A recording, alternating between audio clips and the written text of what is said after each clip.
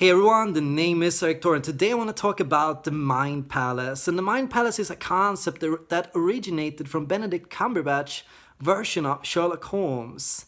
The Mind Palace was described as this kind of mental detachment, this kind of state where you detach from your surroundings and from everyone around you. Benedict said in his version of Sherlock Holmes that in this state he needed people to be absolutely quiet. Preferably they should all leave. He wanted quiet, he wanted this kind of state where he could filter out everything around him. And often it was described this state would take a long time to work. Sometimes it could take just a few minutes to figure out the answer. Sometimes it could take hours. Sometimes it could take 10 hours. Perhaps it could even take weeks. And it kind of resembles, in a way, just thinking intuitively, fully going into a mental state where you are purely a mental, intuitive being, not a physical one. There are versions of this kind of mind palace in other movies and TV shows. For example, in Stranger Things, where Eleven goes into this sensory deprivation chamber to fully access her magical powers, her magical abilities to go into the upside down world.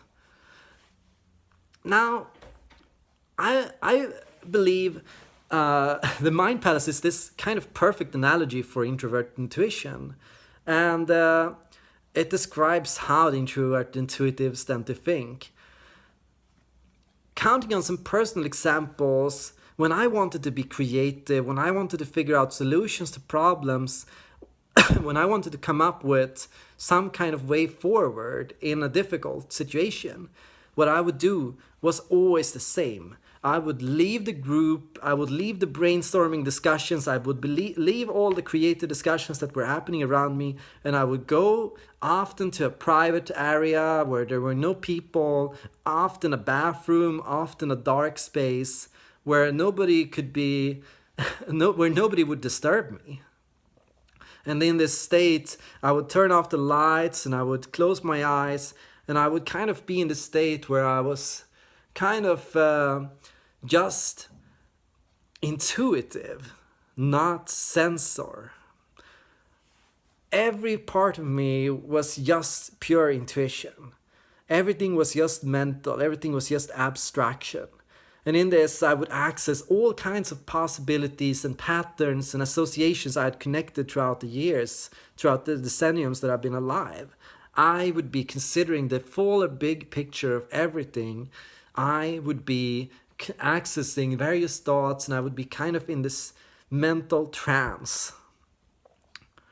If somebody would interrupt me, if I would hear a voice, I would be kind of visibly annoyed. I'd be like, oh no, I would feel like disturbed, and I would feel like it kind of interrupted me in my process. So it was a very fragile state, really. At the same time, I could feel myself accessing these kinds of states even when I was awake, even when I was in a full and busy environment. Yes, sometimes I would find myself walking aimlessly around town, just walking, just thinking, just looking around me. But I would not see anything that was happening around me. I would be fully detached from all the cars passing by, all the people around me. I would go into stores and I would look around the selection, but I would not see any of the items. What I would be, everything that was happening was really just mental, and the process of walking around and just looking at things was just an exercise in a sense. It was just meant to ensure that I kept getting new stimulation, and that it was like I was walking through in this mental state, in this mind palace, not in the real world. And it's really helped me, like going on these walks, going off on my own, going away.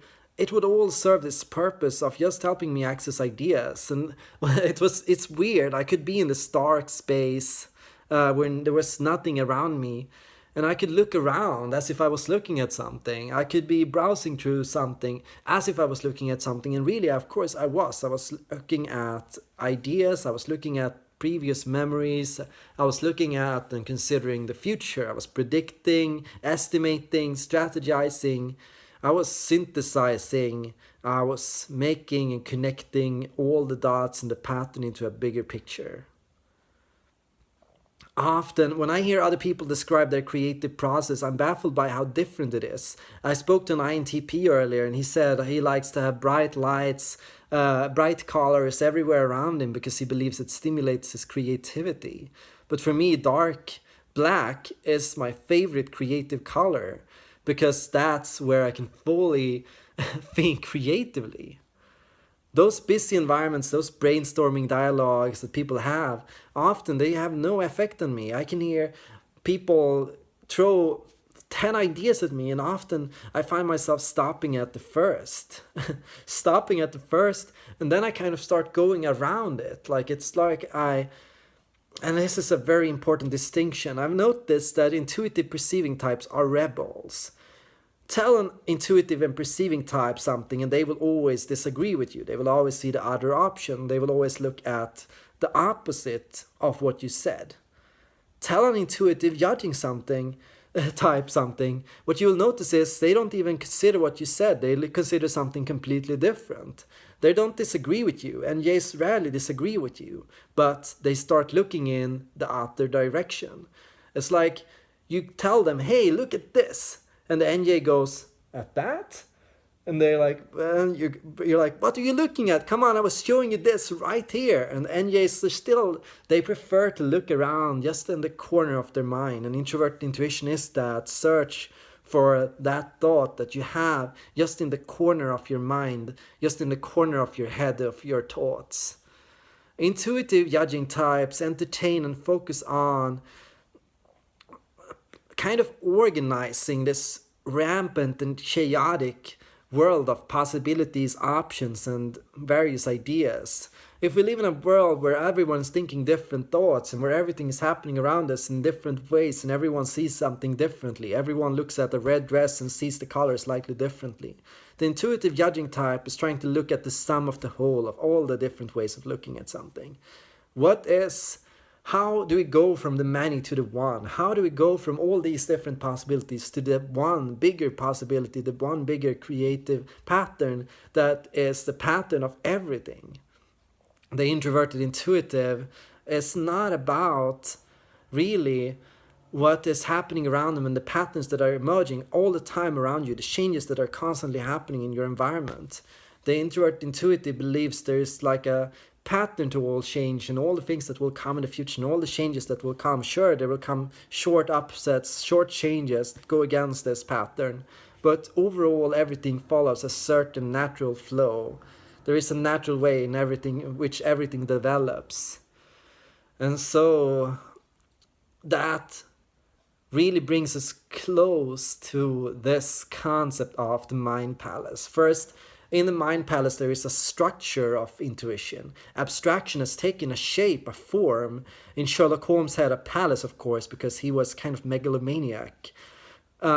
But for the regular intuitive judging type, this palace can take any form. It can be a mind shed, it can be a mind barn, it can be a mind house, apartment, anything, really.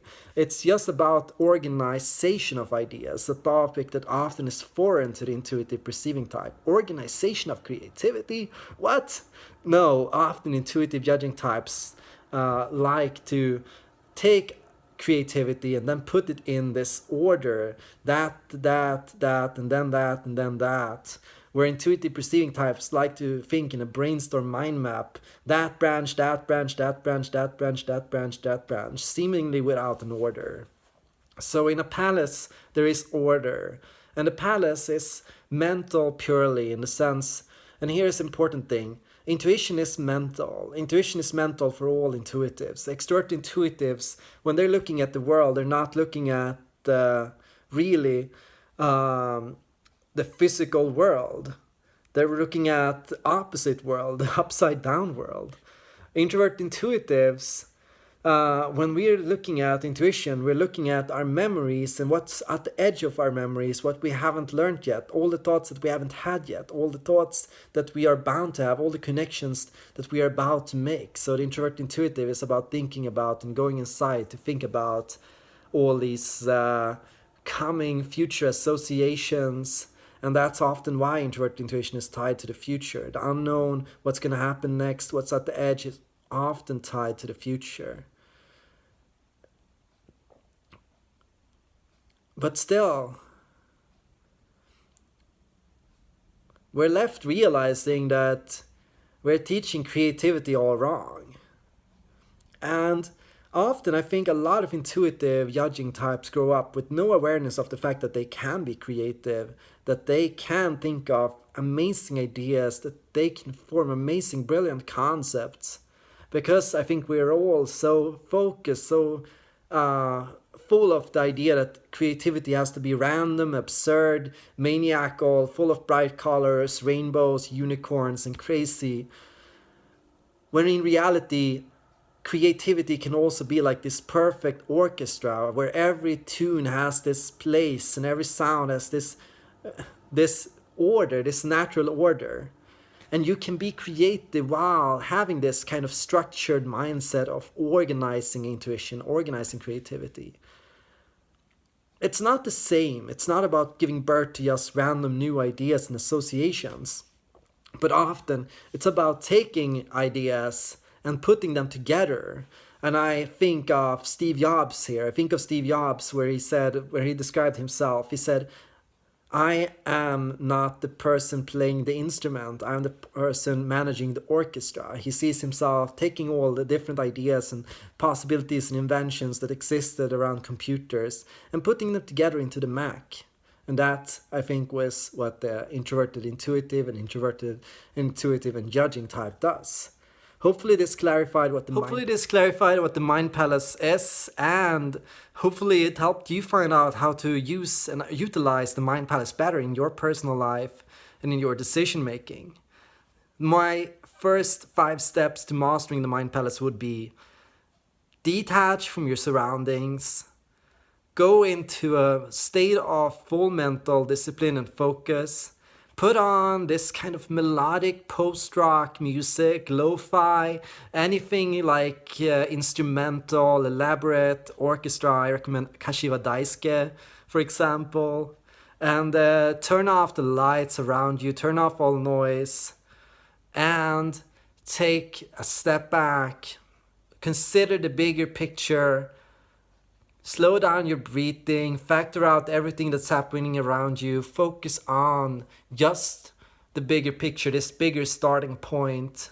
Focus on organizing and predicting and looking at possibilities, eliminating bad options and focusing on where things are leading. How can I use this? Where can this thread be pulled? What happens if I pull that? Where does this lead? And how can I use this in a way that blends together well with everything else? Imagine your ideas playing together like an orchestra. All different notes. What are the different notes? How do they connect? Draw up organized mind maps. These kind of structured ways of putting up in tables your thoughts, your ideas, and your associations until it all makes sense. Thank you for watching, and I hope to see you guys in the next video.